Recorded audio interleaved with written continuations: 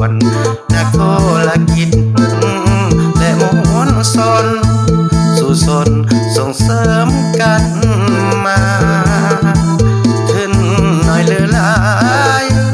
พอใจการพัฒนาอ่อนหรือหนาวเอาก็พันพาให้มันคุ้มค่าสายทางบ้านเฮา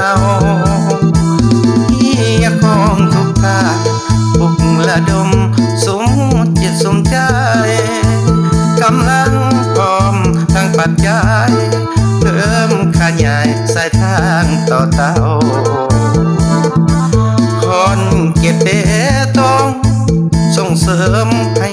ดีกว่าเก่านมแก่สาวสายสิทธิ์เป็นเจ้าสายทางบ้านเฮาให้มันคงเท้า